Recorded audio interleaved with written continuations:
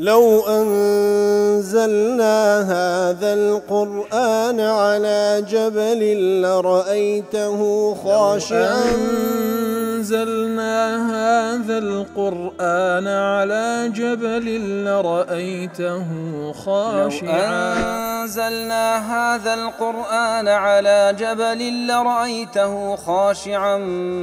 متصدعا من خشية الله. وتلك الأمثال نضربها للناس لعلهم يتفكرون.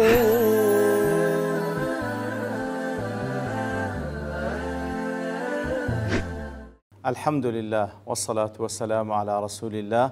وعلى آله وصحبه ومن والاه. السلام عليكم ورحمة الله. برزان خوشحالم لواني 1007 لواني كان تفسير قرآن بيروز بهم وخزمتان ومن بس رضامندی رب العالمين وهي وادان ئێوەی ئازیز سوودی لێوە بگرن. أعوذ بالله من الشيطان الرجيم. بسم الله الرحمن الرحيم. إن الله اشترى من المؤمنين أنفسهم وأموالهم بأن لهم الجنة يقاتلون في سبيل الله فيقتلون ويقتلون وعدا عليه حقا في التوراة والإنجيل والقرآن ومن أوفى بعهده من الله فاستبشروا ببيعكم الذي بايعتم به وذلك هو الفوز العظيم. بەڵێ خۆشەویستان لە دووانەی ڕابردوو لە خزمەت دوایەت پیرۆزەدا بووین کە ڕەب العالەمین باز لە کڕین و فرۆشتنێ دەکات لە نێوان خۆی و لە نێوان ئیمانداران کە ئەڵڵا تەعالا نەفس و ماڵی لە ئیمانداران کڕیە لە مقابلدا بەهەشتیان پێدەبەخشی و چۆنیەتی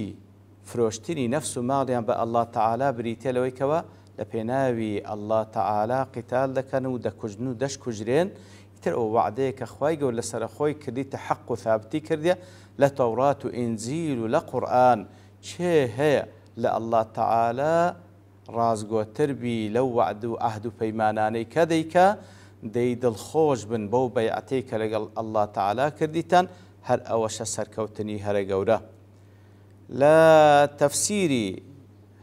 لا في ظلال ضليتا الجماعة المؤمنة التي بايعها الله على الجنة أو كومل إيمان داري كالله تعالى بيعتيان لقل كردية لمقابل دا بهشتيان بداته واشترى منها الأنفس والأموال. يترأوان مالو نفسي خوان فلوشتب الله تعالى حياتها ليست لهوا ولعبا. يترأوانا كخوان فروشتي الله تعالى جيانيان بريتينيا لقمو قالت وراب واردن وليست الحياة عندهم أكلا كما تأكل الأنعام ومتاعا. جيانش لاي أوان وكو أونية تنها وكو باقي جان لبران تنها خواردن وخوراك وراب واردن بي.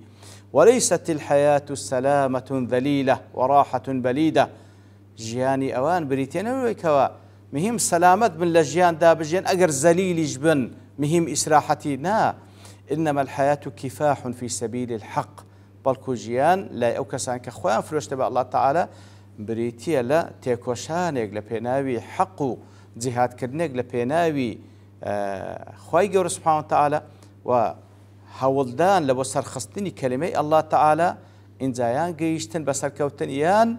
استشهاد شهيد بون لو ريقادا باشان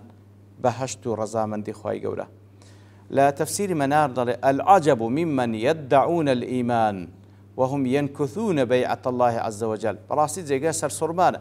كسانك ادعاء إيمان دكن ما دام ادعاء إيمان كركواتات خود فروشتي بأ الله تعالى إن زاد قال أواش أو كرين فروشني قال الله كريا ما دام إيمان دار إكرين فروشنا لقى الله تعالى كريا ينكثون بيعة الله عز وجل. هالي دوشينو أنزامي نادا فهم لا يبذلون أنفسهم ولا شيئا من أموال في سبيل الله. يترتم عشادك نفسيان نشتيق لمالشان آمادي ببخش لبناء الله تعالى وإنما يطلبون الجنة بغير ثمنها. يتروانا داوي بهجدكن ببيه مقابل كما يطلبون سعادة الدنيا وسيادتها من غير طريقها. هر وكو داوي بختوري دنياو دامزراندن لدنيا ببيع ويكاريجاي أو بختوريا بقريا بر ولا طريق لها إلا الجهاد بالمال والنفس. يتر براسي أو بيعته أو بختوري دنيا وقيامة وكو إيمان دار تەنها لە ڕێگای جیهادکردنە بە ماڵ و بە نەفس والقورآن حجة عليهم القورآن حجەیە لەسەر هەموو ئیمانداران بە تایبەتی ئەوانەی کەوە ئامادەنین ئەو بەیعەیە جێبەجێ بکەن وهو حجة الله البالغة التي لا يدحضها شيء وهي تدحض كل شيء أو قرآني كوا براستي حجزي خواي قوري كوا لسر هموش تيك بالغة لسر هموش تيك زالة كوا هيش تيك ناتوين بطالب كاتو بالكو أويان قرآن بيروز حجزي مقابل بطال دكاتو لمجموع فتاواي ابن تيمية رحمة الله عليه الجهاد مقصوده أن تكون كلمة الله هي العليا جهاد كان لبناء الله تعالى ما بس تكت سيتيدا لبناء أويك وكلمة توحيد برز بي وأن يكون الدين كله لله ما بس أويك طاعة جرالي هرهم لبو الله تعالى بي فمقصوده إقامة دين الله ما بس لا جهاد كردن دا مزران دني تمكين كردني ديني خواي قوريه لا استيفاء الرجل حظه نقبون بس بكري كوا إنسان ما بستي خويو بشي خوي بدزبيننا ولهذا كان ما يصاب به المجاهد في نفسه وماله أجره فيه على الله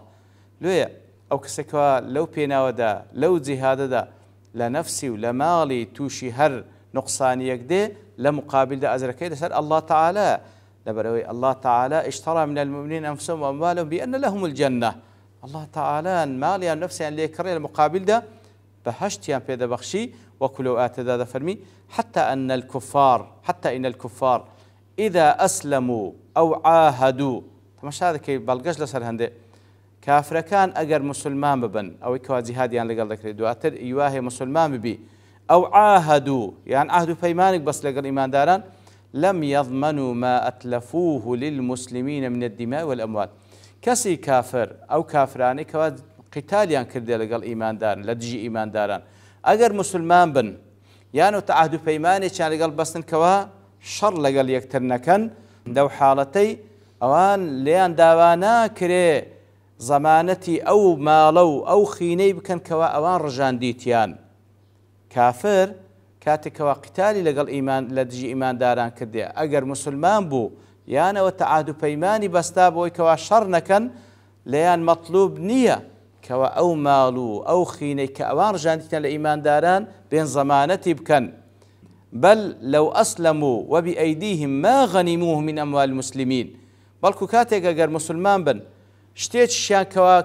لمالي مسلمان كاتك كافر بوا وكو غنيمك وتبدستي بي كان ملكا لهم عند جمهور العلماء سبحان الله كسي كافر لزيش يش كافران بوا إتر مالي مسلمانان لكاتي خوي كوتا بردستي وكو غنيميك كاتك مسلمان دبي بقول جمهور علماء هر ملك خويتو بيجناك بيداتوا وكو مالك أبي حنيفة وأحمد وهو الذي مضت به سنة رسول الله صلى الله عليه وسلم وسنة خلفاء الراشدين يتر وسنة بيغمبر صلى الله عليه وسلم وسنة خلفاء الراشدين كان شكواتا أوي كوا لإيمان داران لو بينا ودا لمالي لنفسي هر نقصان يكدبي مقابلك لبهشتا لدنيا دا مضمون نية سيدة دريتوا سينا دريتوا ما بس تكاوي كوا فعلا خواي سبحانه وتعالى كمال ونفسين لك المقابلة وعدي بهشتي بيان دا هرو كل السنة وسيري بيغمبر صلى الله عليه وسلم هروا تطبيق كراه لا تفسير السعدي قال إذا أردت أن تعرف مقدار الصفقة أجر دتيو بزاني قدر قيمتي أو كرين فلوس نتسنزورة فانظر إلى المشتري من هو تمشاك مشتري كتشي هو الله عز وجل مشتري الله عز وجل وإلى العوض تمشاك مقابل كيتسيا وهو أكبر الأعواض وأجلها جنات النعيم كواتا تمشا عوض مقابلك بكتشتش بقيمته قولترين شتا كبرتا لبهشتاني برلناز ونعمات وإلى الثمن المبذول فيها أديويك هذا بخشريتسيا وهو النفس والمال الذي هو أحب الأشياء للإنسان أويك هذاش بخشري نفس مالتك وأخوش ويسترين شتللاي وإلى من جرى على يديه عقد هذا التبايع تمشاكل سدستي شيء وبيعتش كرايا وهو أشرف الرسل سدستي بيغمبر كرايا صلى الله عليه وسلم أشرف الرسل وبأي كتاب رقم لس كتابيك نووسرایتەوە أو عهد و پەیمانە لە چێن دەری نووسرایتەوە وهي كتب الله الكبار المنزلة على أفضل الخلق أو كتاب هرا قورو بقيمتاني خواهي قوريكوا لسر أشرف رسول دابزية لموسى ولعيسى ولمحمد المصطفى عليه الصلاة والسلام كوات براستي بوي بديار ذكي كوات سعهد فيماني شي سعهد فيماني شي بقيمته كوات تمشاي مشتركك تمشاي مقابلك بك تمشاي أو كذا بخشري تمشاي لسر دستي وتمشاك لتشين درج نووسرایتەوە إنزال الدواء وخواي قول سبحانه وتعالى فرمي التائبون العابدون الحامدون السائحون الراكعون الساجدون الآمرون بالمعروف والناهون عن المنكر والحافظون لحدود الله وبشر المؤمنين كواتا أوانا أو بيعتين لقل خواي قول كدي الصفات يانسيا أوانا التوبة كارا خوا برستن حمد السناي خوا دكن بەڕۆژی دەبن ڕکوع دەبن سوزدە دەبن فەرمان بە چاکە دەکەن ڕێگە لە خراپە دەگرن سنوورەکانی خوا دەپارێزن دەی موژدە بە ئیمانداران بدە وەکو لە باوڵی مناسبەی ئەو ئاتە لەگەڵ ئات پێشتر زانان دەفن لما ذكر الله تعالى في الآيات السابقة أنه اشترى من المؤمنين أنفسهم وأموالهم بأن لهم الجنة لآت پێشووتر وەکو لە تەفسیر محەڕەر باس کردێ لآت پێشتر کە خوای گەورە باسی لەوە کرد كالله تعالى مال ونفس لإيمان داران كري لمقابل ده بهشتان في بخشي بين في هذه الآية أن أولئك المؤمنون هم الموصوفون بهذه الصفات الجميلة والخلال الجليلة قاتل هذا بيان ذاك أو إيمان دارانيك أو كرين فروشنا لقى خواي جورك كده أوان خواني أو صفة زواناننا